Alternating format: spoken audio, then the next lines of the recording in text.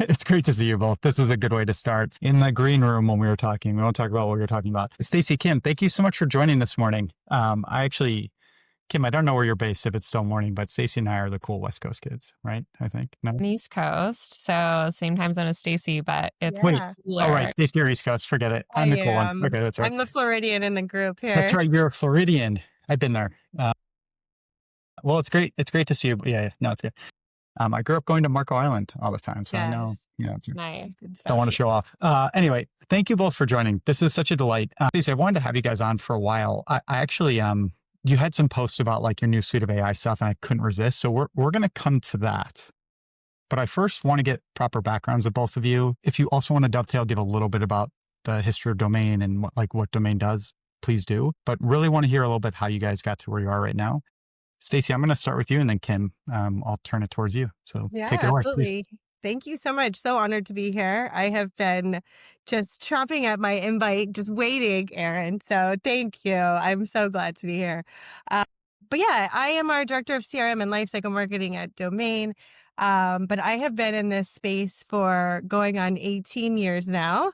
I have worked every single role in email marketing, from specialist to strategist to director of departments, and really just so honored to again be like right here today at this point in my life where like I've had the honor of building this brand new practice at such a monstrosity of an agency like Domaine, and around such amazing experts like Kim and everybody. And so this is kind of a really cool culmination of a year of putting together this new practice with a really kind of unique go-to-market approach, and partnering with yourself and others in this ecosystem, and just doing some cool, innovative things. Is just like, I don't know, it's been the best year, and excited to just be here to celebrate it and talk to you guys about everything AI. I'll let you kind of give a bit of the background around Domaine and all of that as well. Great. Thank you, Stacy. And Aaron, thanks so much for having us. We're so excited. Domaine, I mean, really, we are the culmination of two agencies, previously Half Helix and Tomorrow. And we joined forces to now become the largest independently owned Shopify agency, which has been really exciting, I think, for the whole team. Not only we expanded our talent base, but also our reach in terms of clients. We have a really big base now in Europe. And so that's also been really exciting, just to expose ourselves to all types of brands. Last year, we also launched Studio, which is a division of Domaine that I'm the director of there. And essentially that allows us to go back to some roots in terms of working with emerging brands, whether they're founder-led, kind of in the startup space, or, they're really just trying to scale. Maybe it's the first time they've worked with an agency, or they're just starting to get into that rhythm. So that's been really exciting to kind of expose ourselves into new ways of thinking. How do those brands think in a different way to enterprise, and really just scale them up from there? So I've been with Domaine for nearly 5 years now, and I've really had the pleasure of working with all types of different verticals and different brands. Sorry, I was on mute like a rookie. Thank you both. I will say, I think I met Mac, the Half Helix side of the house, in maybe 2017 or 2018. So before Orita, I started a shipping company called Passport, and then I was the president at Loop Returns, who obviously you guys partner so closely with right now within the Shopify ecosystem, which is beautiful. But it's always been really joyful being in this ecosystem, because like, I think when I met him, it was an event that we did with Shippo, which was like agency heads. And it was like a private meeting of like 15 or 20 agency heads. So technically all competitors, and everybody was like really kind and building together. And like, I've always thought about you guys in that way, which is like, you have all the capabilities, but it's also like kind of a mentality of abundance. Anyway, just like my impression always from the outside, and obviously spending more time with your team, it's been really delightful to work on some brands. Kim, I actually want to spend a minute talking about Studio, if that's okay. So you kind of get back to the roots, and you guys are now kind of serving more up and coming brands. Obviously, as a team, you also serve many of the largest brands. I was wondering if you could like share a little bit more about kind of what is the experience? What's it like going back to serve those guys? What are the problems that they're wrestling with? How's that changed over the years? Just share more about that experience.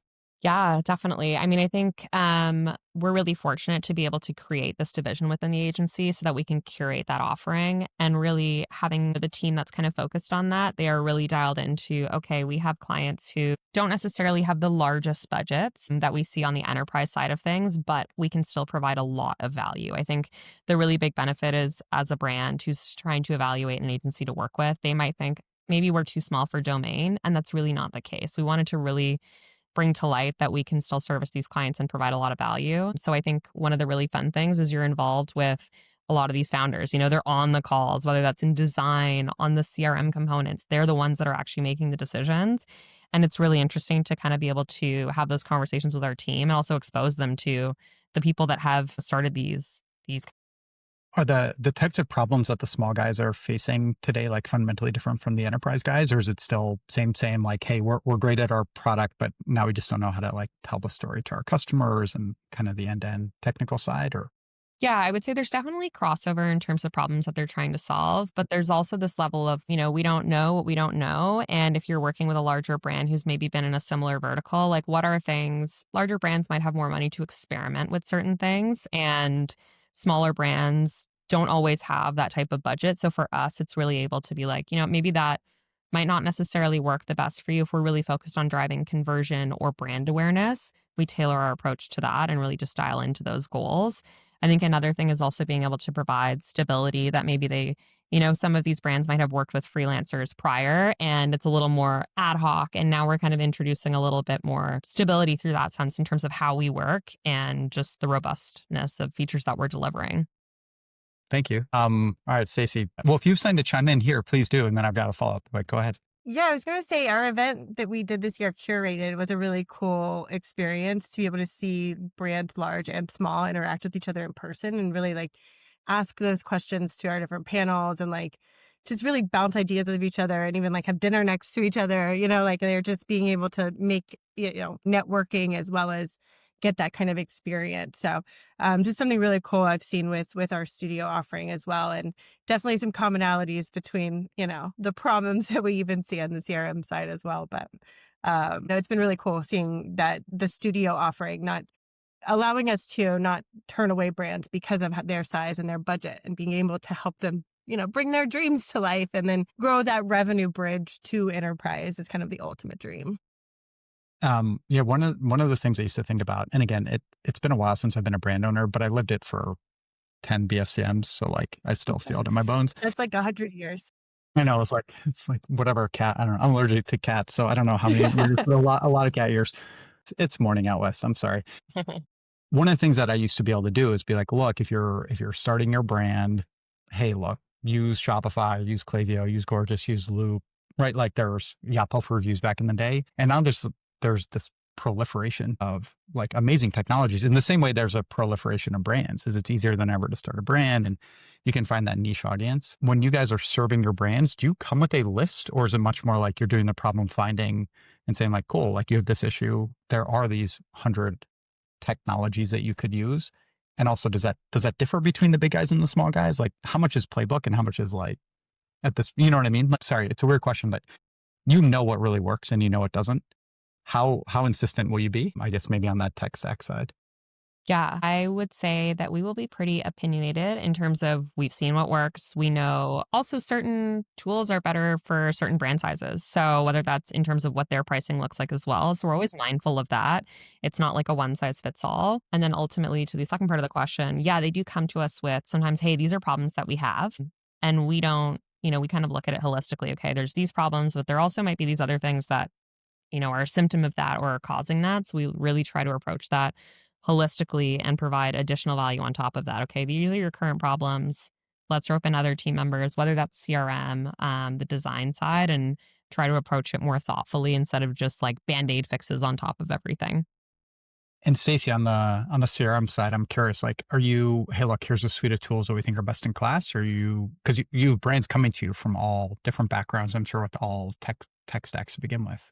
Yeah. I mean, we're very heavily invested in the Shopify Klaviyo ecosystem and that kind of consolidation and, that just the power that can bring to brands of all sizes. So we are, very heavily invested there. And, but obviously it's all about the solution, like what are you looking to solve? What is the core problem of your customer? I think at the end of the day, it's not about us. It's about that the customer that the brand is working with as well, and what's the solution that they need. So I think we're always trying to think of that first. But I will say from our experience, that Shopify Klaviyo combination solves 95% of all of it.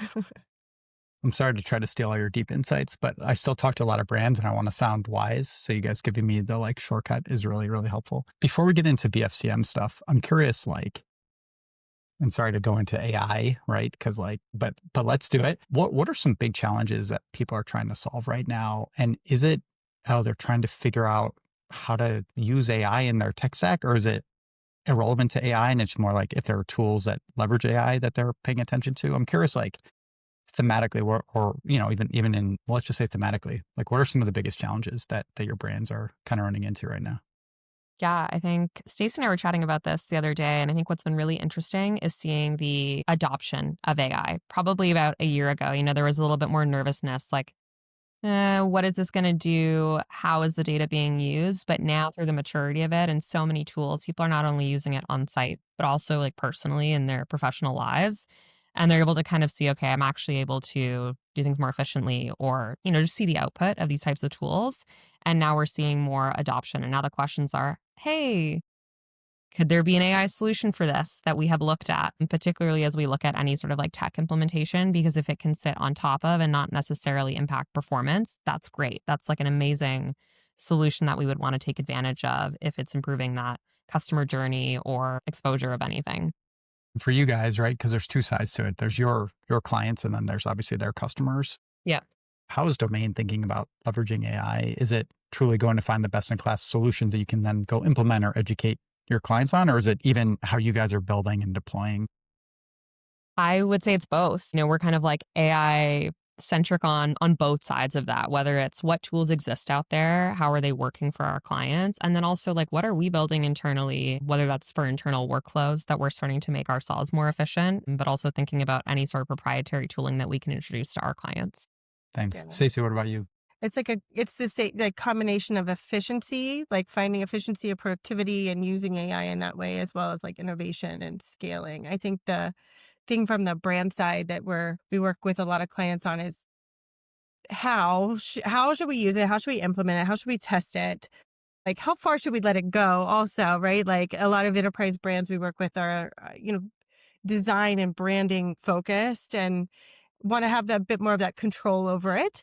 Whereas, maybe there's some brands that are a little bit more or less risk averse, if you will, and will allow that kind of, we've worked with tools like Revamp and other things where you can, have AI generated copy. But, a lot of brands are not okay with that just yet. So it's the how far each brand is kind of willing to let things go, as well as where we're still learning too. Revamp is super cool. I had a call yesterday with Copley, which is very, very new, but I'll connect you guys with if you haven't met them yet. But, it's two ex-Klaviyo's who both spent forever there. It's like understands the ecosystem well. It has been very fun for us to see kind of the Gen AI side of the AI ecosystem. We get introduced by a lot of investors. Hey, what do you think about this? Because like the Orita side, we are give us your data. We will tell you who wants to hear from you. And like, we are solving a timing problem. Mm-hmm. And like, it sounds like a small thing, but it's a really big thing. And then but we don't compete with any of the Gen AI side. And so it's really cool to watch that ecosystem build, because it's kind of like that combination of like the right message, because you deeply understand your customer at the exact right time. Like I had a call to Octane this morning also. And like my mind keeps spinning around like, okay, if you deeply understand your customer and you can go test the creative and you don't message them when they're going to be annoyed by you, like that seems like it is. Seems like the magic bullet. But it's also always been the goal, right? And I know that. And it's like we all interact with, a head of CRM who's like, well, I really want to do this, but our CEO mandates we've got to send every email to every person, or we're sending morning and afternoon. Stacy, are you finding on the CRM side, like the tools that exist or the data that you're able to surface is helping people kind of like change how they want to approach CRM? Or is it still so early days that like you're waiting for more case studies to prove it out to get people? It's still a bit in the early days. And mostly I think because of that, still a lot of the learning that we need to do internally and within like our, like the kind of the brand ecosystem of like, not every send means more revenue. We still are battling that mentality even here in 2025 of just more emails does not mean more revenue.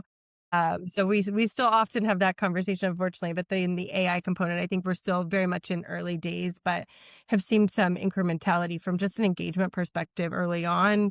Click-through rates has been a big thing within our industry for the last year or so. And I'm just really seeing anything that's going to move the needle from a click-through rate and then a conversion rate is where we're trying to lean in a ton. We always think like you can maximize revenue today by sending more emails, but you're definitely going to hurt yourself in a day, in a week, in a month. And so it's just like, it's so hard to get off that treadmill. Kim or Stacy, I want to stay kind of one more thing around the AI topic. How is Domaine going to market with AI, right? Like, tell me about like the suite of tools, or I want to keep this as broad as possible so you guys can kind of share what comes to mind for you. Kim, go ahead. Yeah, I mean, I think AI, obviously very sexy in terms of terminology, and there's so much tooling out there. I think the way that we're approaching it is it's not just, okay, there's AI, let's just pick a bunch of random tools. We're really thoughtfully going after, okay, who are the best in class that are able to offer something for our clients. There is AI for a number of different pieces across the funnel at this point, but it's really focusing on what is going to drive conversion, what is going to work best from a performance aspect, and really what has shown results. So we're really in the phase of curating those partners that we want to work with and making sure that our clients feel comfortable with that. I think what's really interesting for us and in terms of the position that we're in is we have such a wide suite of different clients across different verticals. So it allows us to kind of understand, okay, what are the problems that these different verticals are trying to solve, and where in our partner connections do we have the right synergies there? And I imagine with a lot of the bigger partners you have, you actually, because of kind of the breadth of Domain, you guys are actually getting to see under the hood of how the different tech providers are kind of improving their products and leveraging data. Is it Exactly. fair to say you actually get like an early look at stuff so you can really help people vet? Or is it all like, hey, we're just bringing in new tools? For some of our partners, we do. We got, some of them, luckily, we even get to provide some input in terms of this is what Yeah, we're hearing after we've implemented cool. certain things and provide some feedback in that sense. Stacy, what about you? How are you guys going to market on the AI side, if at all? Or Yeah, we're still very much in the early side of on the CRM front as well. I think we are testing a lot from an efficiency and an innovation perspective with a lot of partners still as well. But like I mentioned, kind of early days from an official like case studies and metrics and things like that. But again, really just trying to lean into our vision around personalization and doing that at scale, especially with small or large brands, both for our studio and our Domain enterprise clients. So really anything that's going to allow us to do, personalized copy, personalized designs, things like that, again, just really testing how that's going to move the needle and bring our vision of personalization, to life for a lot of brands. I love it. Thank you. All right, let's get tactical. Talk to me about BFCM. It is mid-September, which used to not be a freak out time because in 2 weeks you'd have like, like my gosh, like, no more coding. We're done. And so it's like, great, we'll sprint. And then we get to relax for a couple months until everybody comes to our website. But now I know things will keep going until November 20th or whatever the date is. What are the like most impactful things that you are advising your brands? I think both on the technical side, but also obviously on the CRM side to start executing right now to get ready for BFCM. Stacy, I want to start with you and then Kim, open it up to anything on your mind. Sure. Yeah. I think, on the CRM side, this is our Super Bowl. So we started in June talking and planning and building out like how we would approach it with our clients. So I think that's really just the key to it is planning ahead, being thoughtful about the entire Q4. We're really looking at everything from October to December and what is every single touch point in there. How are we optimizing our triggered behavioral flows versus campaigns? How are we testing now to learn learn what's going to move the needle and drive incremental lift over last year. We're really kind of taking Q3 to dive in deep to that, but we're knees deep in it. It's interesting how early every year we start a little bit earlier and earlier. But right now we're finalizing campaign designs and mood boards and all of those things, like very much like in the trenches, hoping to get 65% complete by the end of the month at this point. That's awesome. With where we are with November. That's really cool. When there's like resistance from your brands, is it more just like they don't have the capacity, or are people still stressed about tariffs and what inventory they're going to have? Like right now, what are the things that are slowing you guys down from hitting it? Yeah, I mean, I think we're trying to navigate all of the lack of logistics until things get closer. I think that's always what brands deal with, is that what are things going to look like on October 15th? And that's really where you can know what Q4 is going to turn out like from an inventory or product or even like promo and margin perspective. So we build a lot of contingency plans, and we help to really navigate the different options and strategies and approaches, but really kind of building out the shell, and we'll plug in the details later, is kind of our approach to making sure we can not scramble on day zero. And then Kim, take this wherever you want. It could be like the non-CRM side. It could be big brands versus small brands. Like what are the things, what's the like high impact work that people should be doing in mid-September to make sure that they kind of, win the Super Bowl of Yeah, of BFCM? course. I think one of the big things is we don't want to like have brands train these customers to just become this BFCM customer only, right? It's really just BFCM is a great opportunity where you already have a large crowd. Maybe you're testing a new product and that's like a great rollout, but really understanding like what are the promotions they've done in the past? How have those worked out for them? So we always do a retro every BFCM with all of our clients kind of after the first BFCM or that year, taking a look at the metrics and understanding, okay, how can we better set ourselves up for the following year? And really kind of pairing with Stacy's team, understanding how did campaigns perform? And again, who are the customers that are coming back for that? So part of the things that we're doing to prepare, obviously we have a code freeze that happens pretty early on so that things are stable and optimized for that. We always kind of encourage to do some work alongside site speed too. We want to make sure that things are super fast outside of like, new features, et cetera. But just we can't lose out on any of those pieces, whether that's, we're pushing campaigns through email. Everything needs to load extremely fast on mobile, obviously, but then also kind of introducing, again, more topical things as it is a great time for us to roll out other features on site, again, because you're going to get volume. So you have really good data to look back at afterwards. And that kind of ties back into some of the AI pieces as well. Like we did an enablement session internally with XGen last week. I'll send you their link afterwards, but that's kind of an interesting piece as well. Just making sure that if there's any sort of suite of new tools that we're looking to introduce, we can do that pre-Black Friday. I mean, I'd love to hear it. Tell even 30 seconds on XGen or, you kind of mentioned like, I love Yeah. how you focus on both the basics like site speed and mobile loading, but also just like the experimentation now because you actually get a ton of data. Yeah. What else? XGen and then anything else that you're experimenting with. Super curious. Yeah, definitely. I mean, XGen it's real-time personalization for shopper behavior. So really that's kind of really interesting to see on site. If you can start to implement that earlier on, they're an amazing team, but really you get like auditable models and workflows as an output from that. So we've seen a lot of really good increased conversion rates through that enhanced product discovery that they're able to kind of assist with. Interesting. When you think about that and whether it's XGen or anybody else, do you think about kind of like the data exhaust of those and how you can go, I know you're tracking everything to figure out what you could do better next time, but how much is like continuing the customer journey and changing, maybe bringing the insights there back to the CRM side of the house? Like how full circle do you end up making all these insights?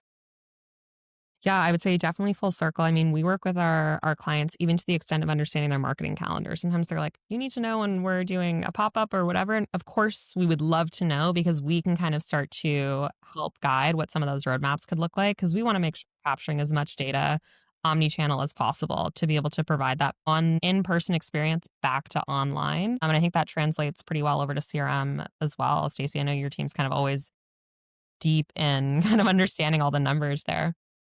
Yeah. So on our domain enterprise side, we work really closely with our e-com strategy team as well to really bring all the data full circle. So they're doing all the on-site engagement analytics and insights, and then we'll bring that into, how can we bring those insights into the marketing channel as well as drive to the different experiences on site that we are seeing engage and convert at the highest rate. So like, we see higher conversion rates on PLP versus PDP. So we bring strategies of like linking strategies into email and SMS and things like as rudimentary as that, but as advanced as more of our on-site personalization and really trying to carry that journey through based on like what segment of customers and just really serving up different sections and things like that, where a lot of that is where we really try to get much more advanced with our personalization as well, bringing all those data pieces together.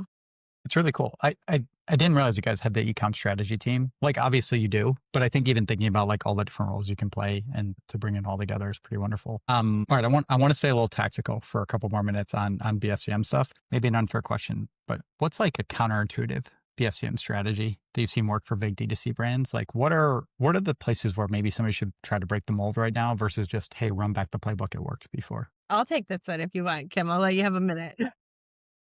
I was thinking about this question, and as we're really trying to each year have a few bespoke new strategies and innovative things that we are trying to test and learn, within different verticals. One thing that we saw work really well with a large beauty brand last year was really treating BFCM as like a acquisition point in time and building nurturing strategies post BFCM around that new customer base specifically, and not just bringing them into the fold of everybody else and all the campaigns and all the regular triggered behavior, really segmenting them out as like a new customer cohort and treating them, knowing that they are more promotionally inclined or based on whatever your strategy was during BFCM that got them in, keeping that sort of nurturing going and not letting it just kind of default back to arrivals and sale on sale and all the normal stuff. That's really helpful. Thanks. Kim, what about yourself? Whatever.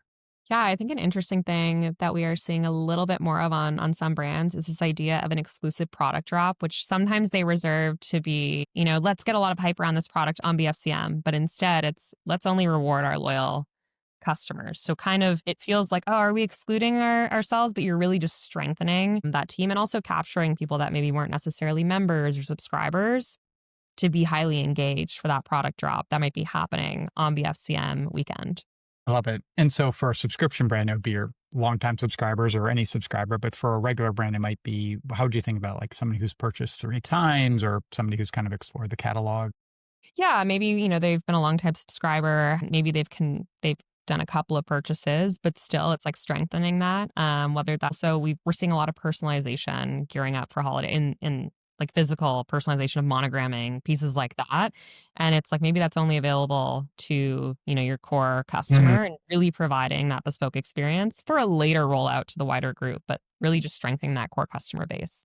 Have you seen Stylux, Stylux, I have on not, personalization? no. It's super cool. They're starting to work with a bunch of big brands on personalization.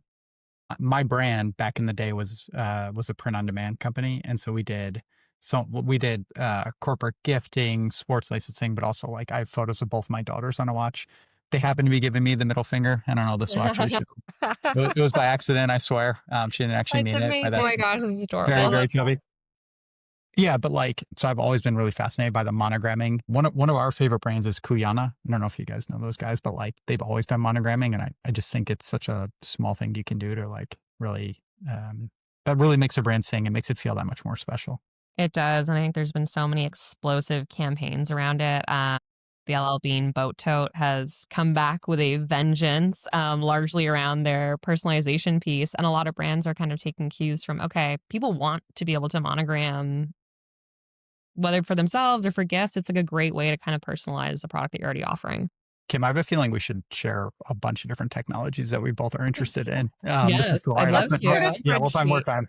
We'll Yeah, gossip about I'll have a the little tech. side quest after. No, I unfortunately, for somebody who's been in e-com for 15 years, I'm a terrible shopper, and I like free corporate swag. So that is my love language, Stacey, we have non-monogram. to take notes. Aaron's Free Love domain. language is swag. We got you. We got I've you. got my free loop water bottle. I've got my passport. Yeah. Send him all the domain swag. Whatever's Yeah. cheap, I'll wear. Thank you. Oh, wow. This is great. This is really beneficial to me.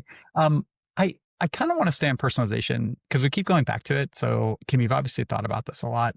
How do you do personalization in a way that like doesn't feel invasive? Like what is the right way to do personalization? Where does it start and stop? In terms of, I guess you're talking about the entire experience. Yeah.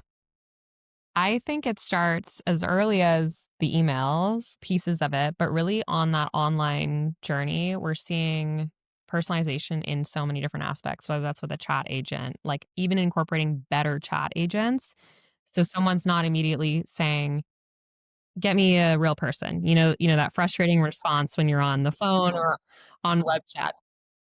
Zero. Exactly. So, we want to reduce that frustration and create more personalization, whether it's, you're already logged into that site, the chatbot's aware of like, maybe previous orders that you've done, things like that. So we can start to just, again, the whole experience should feel very personalized to yourself, not just, why am I seeing men's pants? I'm actually here to shop for a white t-shirt for myself.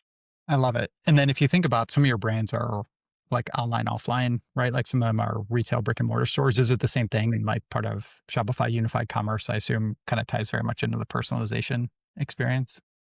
Yeah, definitely. I mean, there's a huge adoption of Shopify POS. Any new site that we're even migrating from another platform, it's now a combo of not only Shopify as their online platform, but Shopify POS, which I think really unifies that whole experience and allows us to create a lot of synergy between online, obviously still a big focus on BOPIS as well, in terms of how do we translate those experiences. That's cool. I think it was at NRF where you guys did a breakfast with Loop, and Tamara from Evereve and Jean-Marie from Psycho Bunny were talking about their experience and how they do it. I just found it fascinating because, again, my brand, we never scaled. Like, we scaled quickly, but we never had a retail presence. We were always wholesale. But I love how much you can do and like actually curate that customer journey. Stacy, how, when I'm a brand and I'm like desperate for cash, I had tariffs mess me up earlier this year and click rates are down, so my year over year is bad.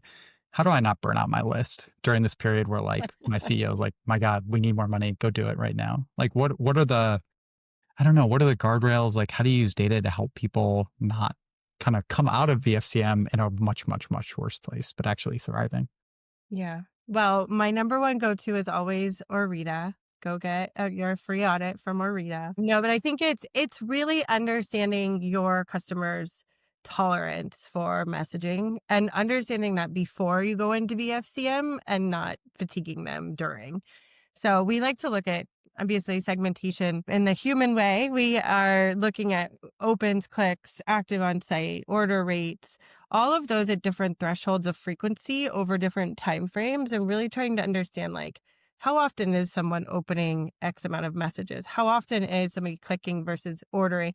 And then really building those segmentation thresholds based on the different types of engagement and those different thresholds, right? So it's really testing into the ability, like who's going to engage with all 6 of the emails that you're going to send from Friday to Monday of BFCM? Probably only 30% of your audience. So let's go and send to those who have the tolerance for that, but reduce the cadence and frequency for those who are engaging at a lower rate, but still engaging. I think, I've always been so impressed with what you all have built at Orita because we are so limited with our human hands, within platforms like Klaviyo of what we can do from a segmentation perspective. And we try to get as advanced as possible, but really being able to analyze the customer data across how they're engaging on site, how they're engaging in other channels that you're able to track. That's really the key to being able to unlock more than maybe just what's inside of your email list. Thanks. I want to talk cross-channel stuff. I do think the challenge is always like, and I feel like such an old for saying this, but I think it still works, which is like 50% of marketing is wasted. The question is which 50%, right? I don't know if that is still a thing the kids are saying. Stacey, you've been in email marketing for 15 years, so I'm going to assume that. Anyway, Only I me think and you are the kids saying it. yeah, I don't know if kids say it. My 9-year-old is very into crushes, so we're talking a lot about that. But I don't know what happens between 9 and 43, so I don't know what other topics are happening. Yeah, the question we always wrestle with is like, how do you go look in the data and actually deeply figure out? Because it's like some of your customers actually not only want those 6 emails, but they could stand 12. They just love your brand. They want to explore it. They want educational content, right? They don't want to get hit with the same maybe message every time. So like the constraint becomes there on your creative team or your ability. Going back, thus the Gen AI can actually be really, really helpful there if done right. I think the vast majority of people really like figuring out what is that taper, like who gets 5 emails, who gets 4, who gets 3, who gets 2. The framing that we always think about is like, you can absolutely maximize the revenue today. But the question is like, how many profiles are unsubscribing because you burn them? How low is your click rate, which impacts your next week's send and the next week's? I still find it very hard because like the maths, like this is very self-evident, but it is very hard to get people off kind of like the behavior. I was the brand owner who sent every email to every person because our content was awesome. And of course you wanted to receive it. And like, that was dumb, but I didn't know any better at the time. How do you think about multiple channels, right? And Kim, obviously I want to dovetail to you as well, but like we talk about personalization, you have this incredible data, whether it's Shopify or like Klaviyo, like B2C CRM or, whatever tools you're using to go capture who these humans are. How do you think about that? Like email, SMS, loyalty, notifications, part of the retention stack? Or do you think about each channel kind of independently? Yeah, either one of you. Yeah, I mean, I think it's both. We do think about them independently, but then bigger picture holistically, we're evaluating how do they all work together within each other? What is each serving in terms of their purpose? And then how does that also layer up to what we're serving to the customer on site, how that's translating through the emails? whether we're doing loyalty, we're also doing bundles. Maybe there's an element of rewarding. Obviously, UGC is a huge component that we see, but it's how are we also tying these customers into feeling like they could share, they could be a part of that element. So really just we do look at those individually, but holistically, like they all work together. Are these the type of things that you're kind of doing year round, or is it changing somewhat during BFCM as well? Just to your point before, because there's so much data and so many people. Yeah, I mean, I think year round, it's not like, oh, BFCM's around the corner. Let's quickly do this audit across different channels. We're constantly, I think, listening to our clients, listening to what they have to say about their customer journey, and just having these check-ins, whether that's monthly for some of our clients, some that are quarterly, but just to really understand, okay, how are you performing? And what impacts can we make on site for revenue, any of those conversion pieces. I think our clients are so dialed in. They also have more data than ever before that these teams are more equipped than they were even 5 years ago. So they're kind of looking at all these different elements actively. And Stacy, please. Yeah, I think this is I'm especially passionate about this. It's kind of the entire ethos of our CRM offering here at Domaine is really how we bring these kind of traditionally disparate practices of e-commerce and marketing together to make this one unified experience. We're building our email list to drive more traffic to the website. We are getting more followers on social to drive more traffic to the website. How are we keeping them on the website and converting them and keeping them engaged, but then also having them sign up for these channels to be able to get nurturing content? I mean, it really is a circle of life, if you will, within the e-commerce and marketing world. So how are we keeping that consistent messaging, but differentiated? To Kim's point, we look at each channel separately from a data and KPIs perspective, as well as, from a strategic and content perspective. Nobody wants to get the same repetitive ad in 17 places. So let's talk to them in a different way. And I think that was how omni-channel strategy was done maybe 5 years ago or so, of just like, let's do this one creative and blast it out everywhere. But now it's like, let's really treat each channel differently because customers are engaging in each channel differently and are probably different customers, or some of them are overlapping in email and social, but some of them are not. And I think that's where we're really, again, just trying to learn more about the customer and keep it going from on-site in every way possible to how we're treating and recommending through each channel to nurture those contacts and keep them coming back. Love it. All right, just a couple more, and I promise I'll let you get back to your day and serving customers and Amazing. doing the do. I know it's a busy time. Kim, I want to go back to some tools, and Stacey, obviously want to hear Yeah. like anything you see. You mentioned UGC, like you guys see so much, and you serve.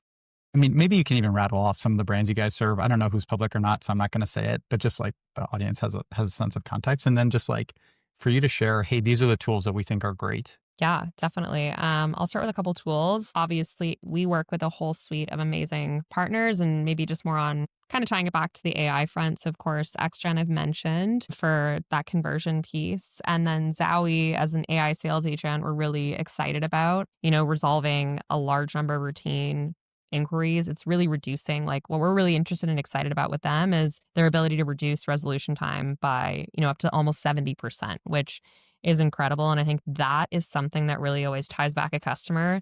Even if you've had to deal with customer service, you've all both probably had this instance. If it gets resolved, I'm so happy to shop with them again because that resolution was easy, frictionless. It's not like, oh, I had an issue, I'm never shopping from there again. It's how did we resolve this efficiently? So I think that's really interesting too as we start to think about tools. So obviously no one wants to have to deal with returns, et cetera, but how do you work through that or any warranty issues?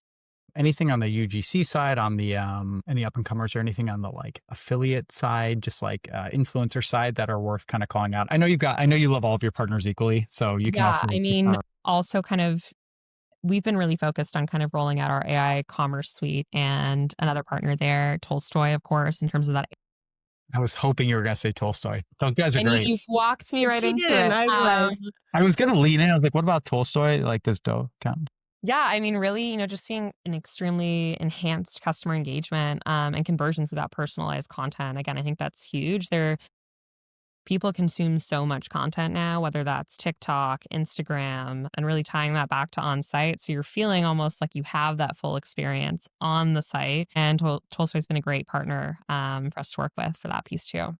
Yeah. Have you seen the landing page that we've done for a few of our clients with Tolstoy? I don't think so. I haven't seen, I mean, maybe been passing, but not intentionally.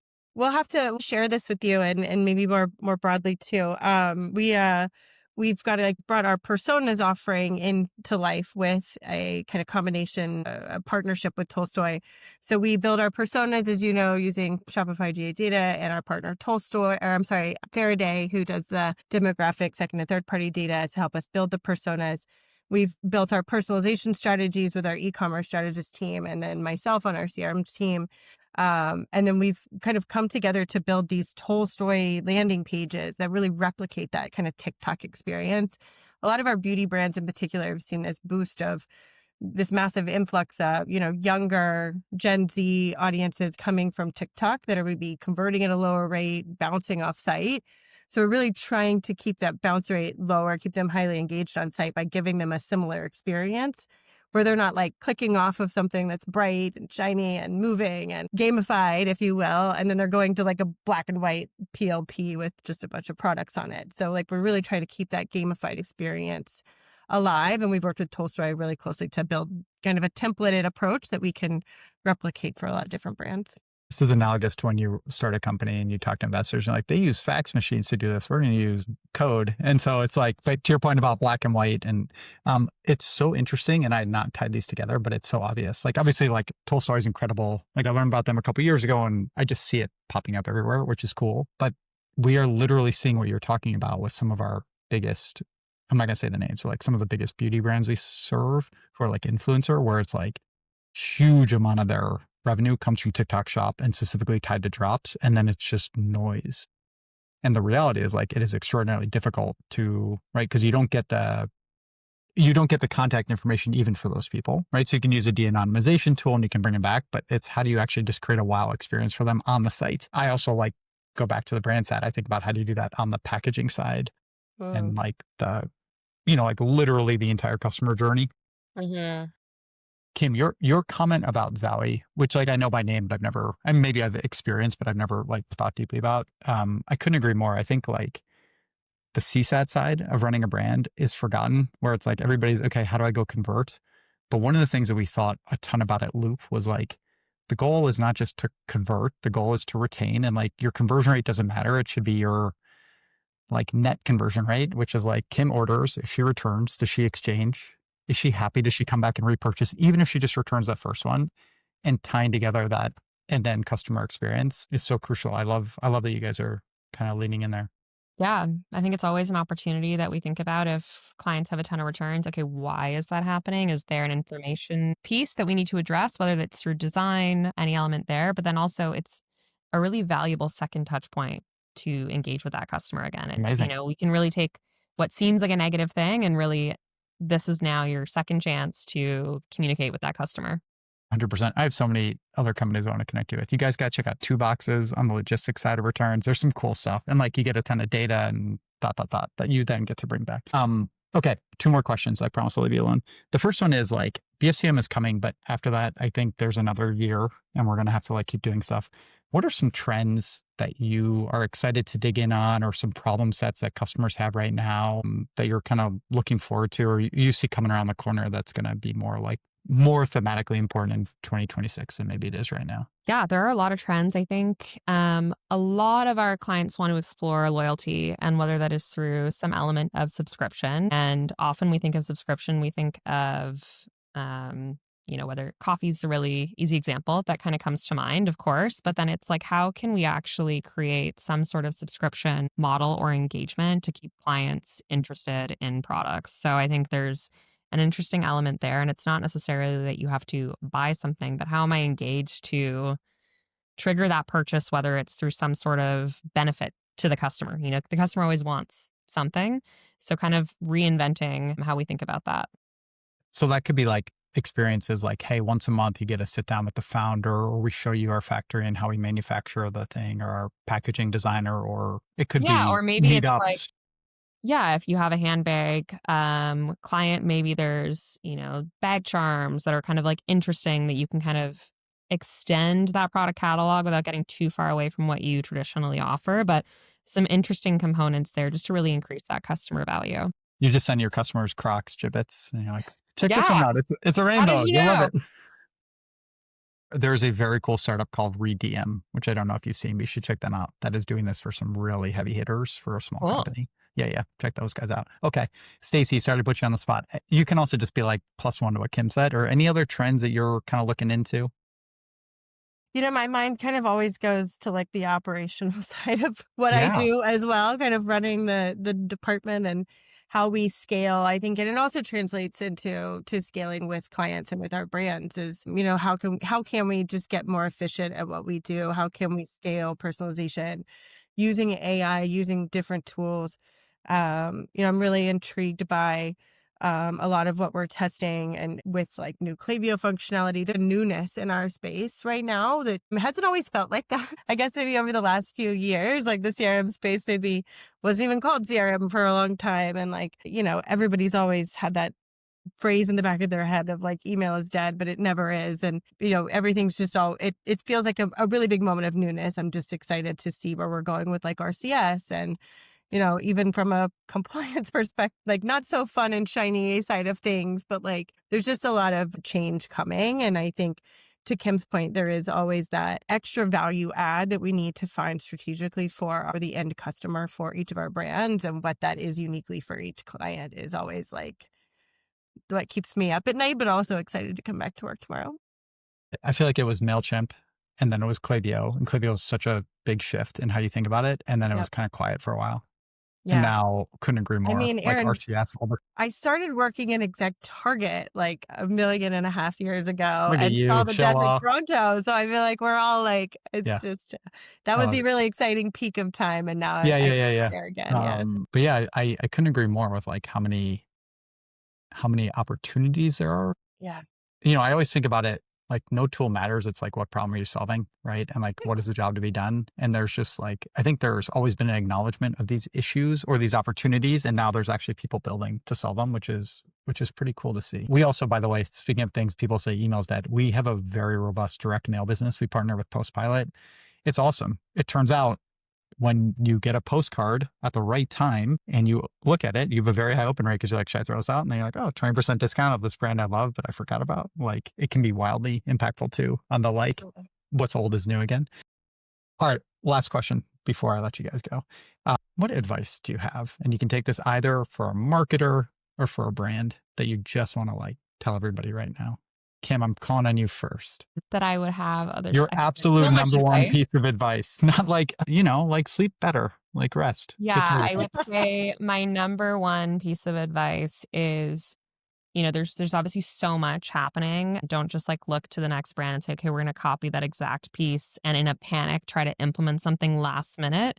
I would say, work with your partners to kind of figure out a solution in advance. We always don't want our clients to feel like anxiety and stress around BFCM. Like, obviously there's a lot of pressure from that conversion aspect, but I would say don't make decisions based on a panic. Use data that you have available and also lean on data that you can get from your partners to make data-backed decisions is really kind of where I would lean on. Stacy, no pressure, but you got to top it.